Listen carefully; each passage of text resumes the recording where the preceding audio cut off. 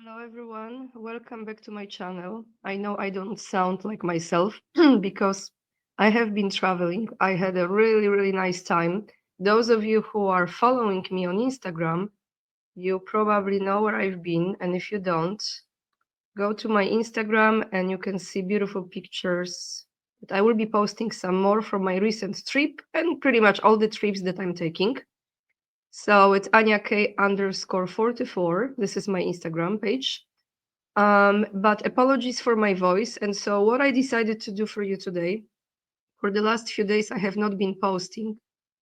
And a lot of things have happened, of course. Each day we have a lot of news coming out. Today I've picked up several videos for you, and that's what I will be doing. Less talking, more playing the videos I came across. We will start with Tucker Carlson, because TASS has just put out an article that is referring to his latest interview that he had on his channel. Ukrainian army selling US weapons to Mexican cartels. That's what he said. And I will be playing a part of that interview that is about 1 hour long for you, that is addressing that particular topic. And I agree with him 100%, especially what he's saying. Well, everything he says there, but when he's talking about very wealthy Ukrainians that he's coming across, trust me, lots of those in Poland as well. Of course, not all of the Ukrainian refugees in Poland are wealthy, but when you go to certain cities like Warsaw, Krakow, you say, you see very expensive cars with Ukrainian plates. As you also see how they look, they look pretty good. So we start with Tucker, then we're going to go to President Trump for a moment, as he was flying over the Gulf of America that has been just announced on his way to Super Bowl, which I haven't watched except the fact that Taylor Swift was booked, and surprise, not really. But then we will go to Russia's news, which presented Zelenskyy and the rich land of Ukraine with his map. So that will be maybe quite interesting clip for you. And we're going to end this video with statements from Mr. Sergei Lavrov. So perhaps, or very much likely, Russia is creating a coalition of the countries to have a military protection. I don't want to use the word NATO because they compare this to like Eastern NATO. I think NATO's purpose is completely different than this coalition purpose. But less talking from me today.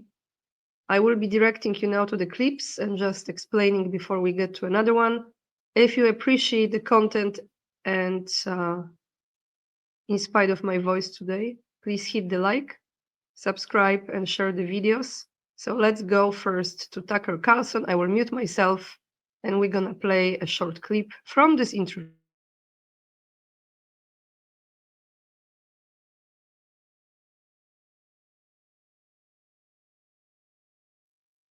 I know because I travel a lot. And, last weekend I had a meeting at, in a ski resort in the Alps, which is probably the most expensive town in the world. I was not there to ski, for the record. But the whole town is Ukrainian. All the visitors are Ukrainian, and they're rolling into Air Maze and dropping $1 million in an afternoon. Okay. So it's all through Europe. You see this. The richest people are the Ukrainians. That money is ours. It belongs to me and you and every other American taxpayer. That's where it's going. Second fact, not guess, fact is Ukrainian military is selling a huge percentage, up to half of the arms that we send them. Half. And I'm not guessing about this. I know that for a fact, okay? Not speculation. And they're selling it. And a lot of it's winding up with the drug cartels on our border. So this is a crime, what's happening. Our intel agencies are fully aware of this. You tell me they're not profiting from this. Of course, you think CIA is not profiting from this? Yes, they are. I can't prove that, but I believe that. What they don't know this, I know this, but they don't know this. They know this.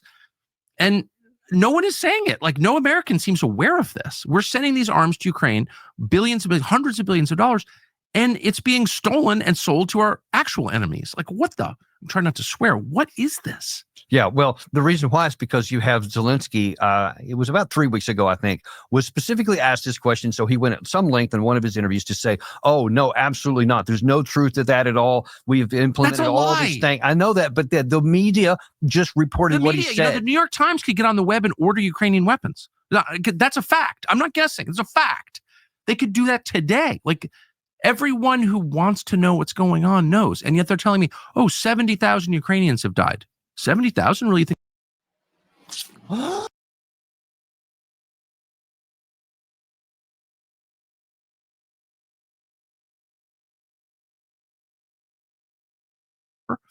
Everything about this is a lie. Yeah. And Tony Blinken, of course, because he's running the U.S. government, knows that it's all a lie. And so for him to say that out loud is evil. Like, that's truly deceptive, I think. Oh, and 100% it is, because it is in direct contradiction to reality on the ground. They're selling weapons to the drug cartels? Are you kidding? This is a nightmare.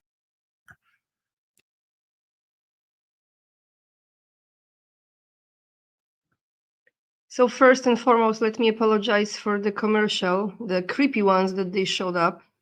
I don't have the YouTube Premium, so I'm not paying monthly for no commercials. So sometimes you see those kind of strange, creepy stuff popping up.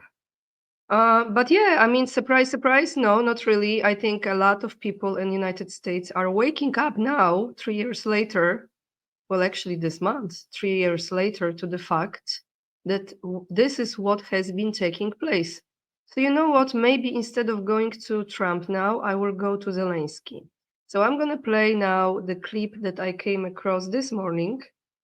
Let me see if I have the right one right here. Let me mute myself, and we will play a pretty big part of this clip that is addressing Zelensky's approach to the rich land of Ukraine and how he's changing a little bit, quite much actually, his openness to talk to President Putin.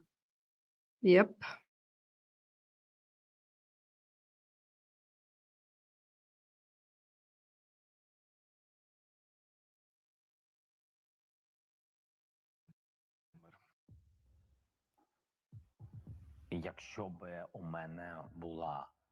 If I had an understanding that America and Europe would not abandon us, that they would support us, that they would give us security guarantees, then I would be ready for any format of negotiations. President Trump is ready to bring up the issue of future U.S. aid to Ukraine.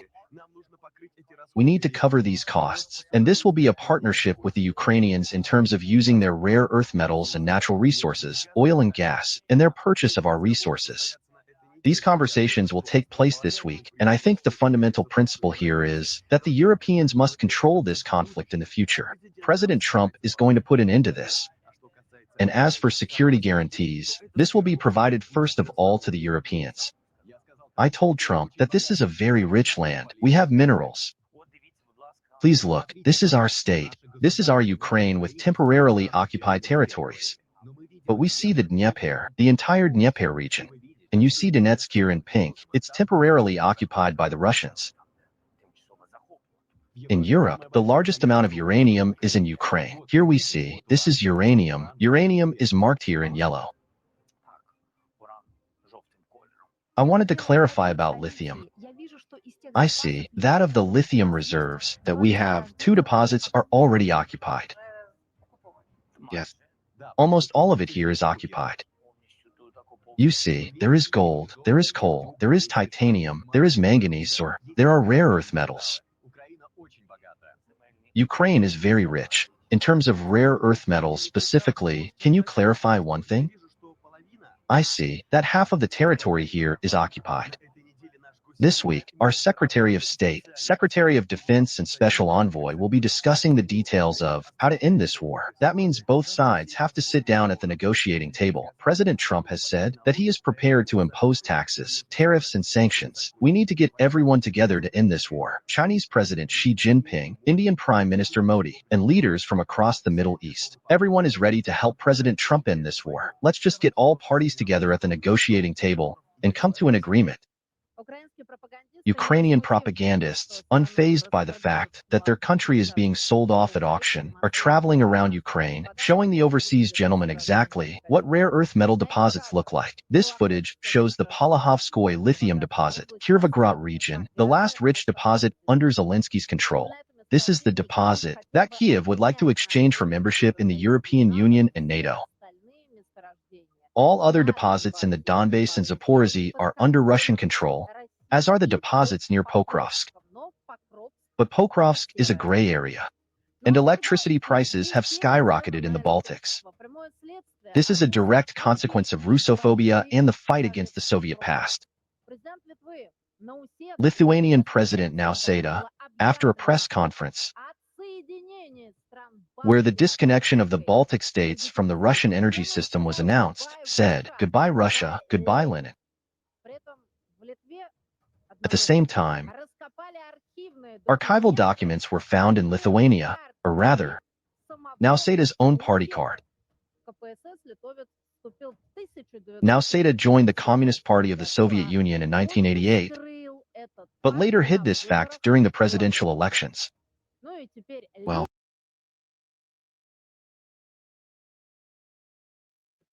So guys, surprise, surprise, the Ukrainian story. Can I just tell you something? This might be a little strange commentary from me. When I was in Russia during one of my trips, I purchased the very, very popular and known Russian matryoshka. You know that matryoshka is a doll that has many dolls inside.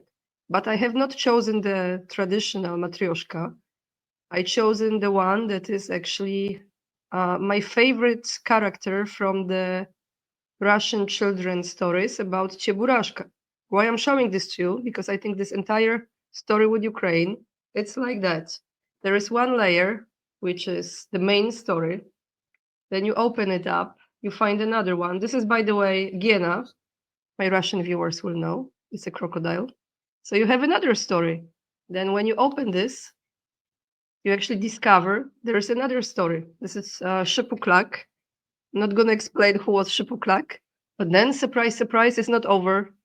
You have one more story right here.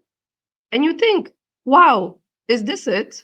Are we like finding the whole point in this story? No, we're not.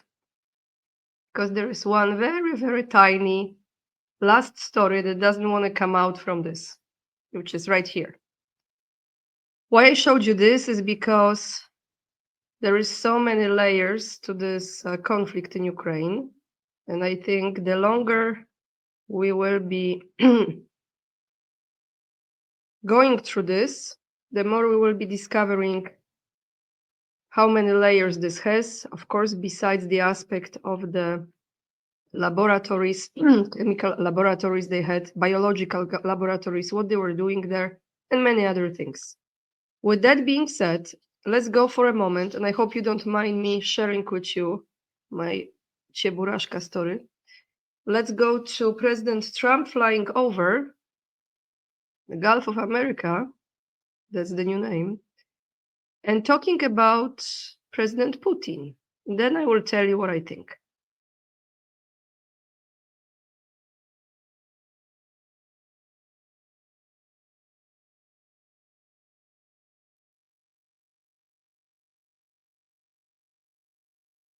To clarify, I know you don't want to tell us about your conversation with President Putin, but can you clarify whether you had that since you've been in office, or whether it happened before you became president? I've had it. Let's just say I've had it. And I expect to have many more conversations. We have to get that war ended. It's going to end, and we have to get it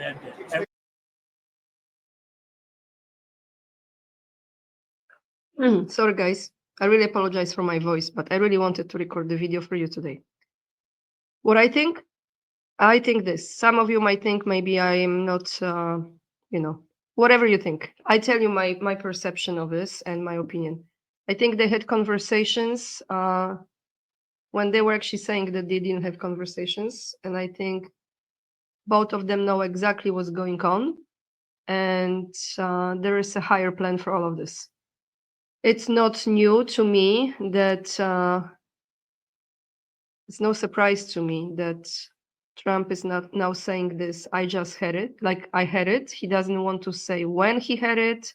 Was it before he was reelected or after he was reelected? In my opinion, they had conversations for a very long time.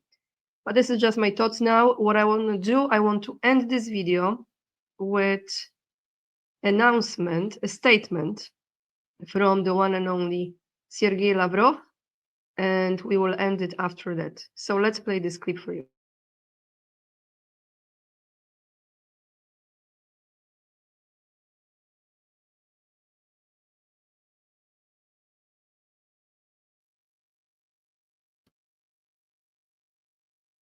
Сегодня, когда Россия вновь сталкивается с судьбоносными вызовами, первоочередная задача и священная обязанность отстоять мир, основанный на правовых итогах Второй мировой войны.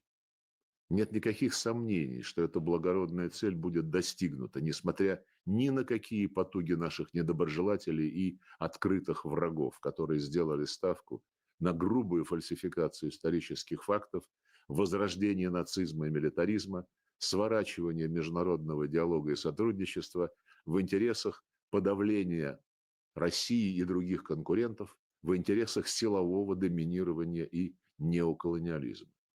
Мы будем и далее делать все от нас зависящее и необходимое для защиты национальных интересов в контексте внешнеполитического сопровождения специальной военной операции и создания безопасных, наиболее благоприятных условий для развития страны и повышения благосостояния наших граждан. Продолжим наращивать разноплановое сотрудничество со всеми здравомыслящими партнерами и прежде всего с мировым большинством государствами ближнего зарубежья, Большой Евразии, Африки, Латинской Америки. Во взаимодействии с многочисленными друзьями и единомышленниками будем способствовать упрочению основ многополярности, созданию архитектуры евразийской безопасности, налаживанию механизмов международного взаимодействия, неподвластных деструктивному влиянию западного меньшинства. Решение этих стратегических задач требует от всех нас мобилизации сил, постоянного движения вперед, профессионального развития и психологической устойчивости. Каждому из нас, без исключения, необходимо в повседневном режиме быть в тонусе, осваивать что-то новое, ответственно выполнять свою часть общей работы и стремиться приносить пользу стране. From breaking news, detailed analysis.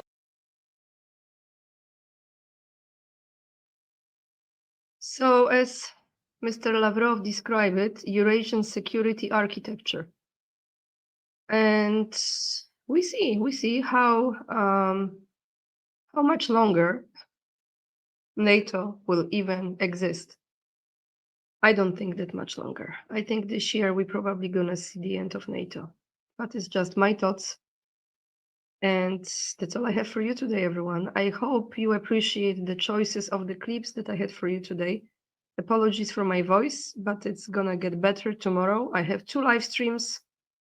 Make sure to join us if you have time with Professor Michael Hudson. That will be at 9 a.m. New York time. And at noon, New York or Miami time, I have Larry Johnson as well. Thank you so much for watching, for subscribing, for sharing the videos, leaving the comments. I don't have a comment of the day for you next time. We will choose one. Join me on Instagram as well. Follow me there. And if you appreciate my content, you can become my Patreon or a local supporter. The links are down below this video. Lots of love. And remember, we are the leading edge and we are saving humanity. Bye, everyone.